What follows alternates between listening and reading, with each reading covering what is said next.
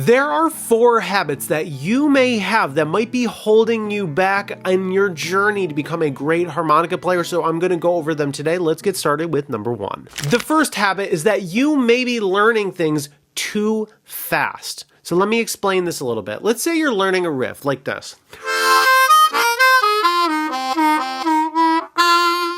So let's say you wanted to play that. Now, when you put it together, you probably start playing it at full speed, just like I did.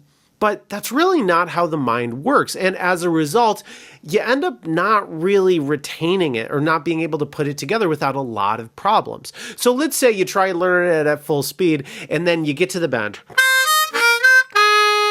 But you're going so quickly that you just skip right over it and you don't actually play the right bend. And you haven't even caught yourself that you made really a mistake that should be fixed. Now, this happens with bends. It also just happens with the rhythm as a whole. The solution to this is to slow yourself way down when you're learning something. This could be learning riffs, learning whole songs. It even could be like improvising and trying to put something together that is new and creative. You got to slow yourself way down. So if you were learning the riff that I just played, you got to go slow like this.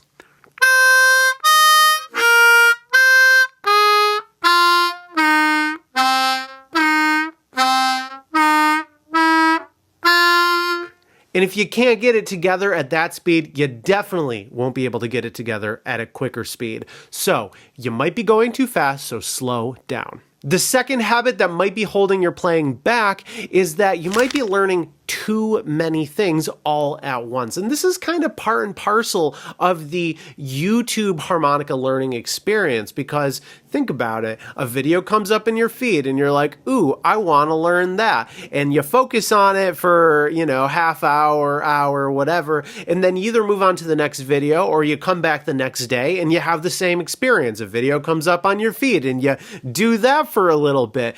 And the result is that you don't end up mastering anything. You have a broad knowledge of a whole bunch of little different pieces, but you never actually get to the point where any of those pieces actually comes together and integrates into your long-term memory and your muscle memory, right?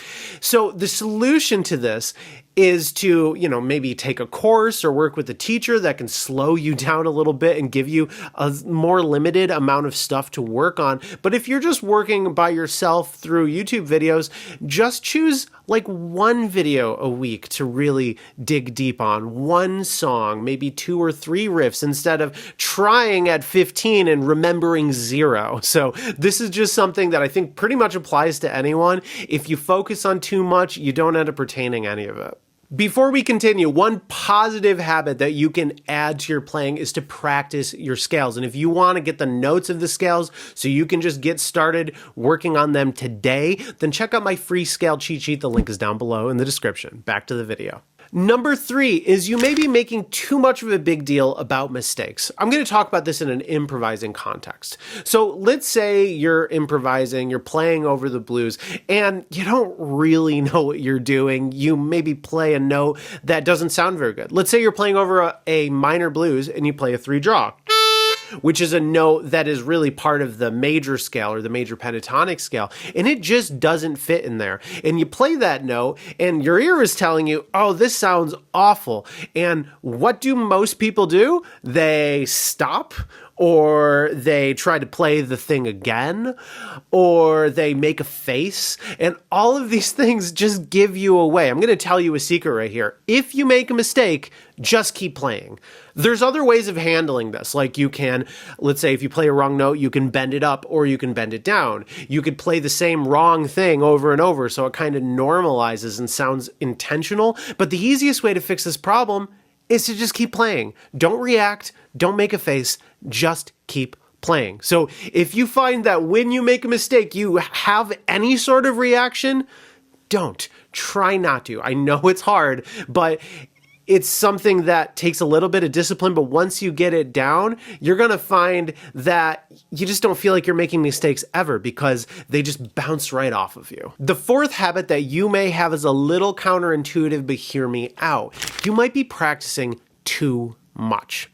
So by this, I don't mean that you shouldn't play the harmonica for long periods of time or anything like that. I mean it in a very specific way. I have a lot of students that I've worked with, and generally they all go through the same process.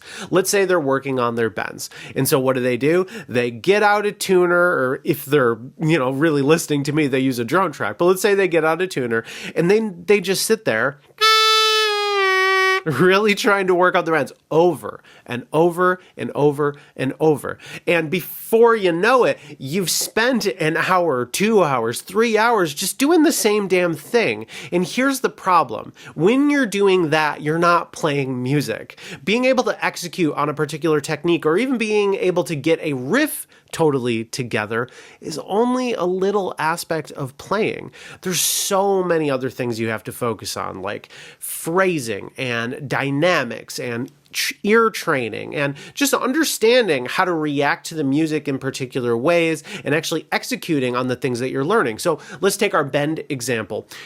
If you want to practice your bends, instead of just working on them over and over and over for way too long, try to work on them while you're playing music. So put on a backing track and just focus on using bends, or put on a song that includes bends and try to use them while you're playing that song.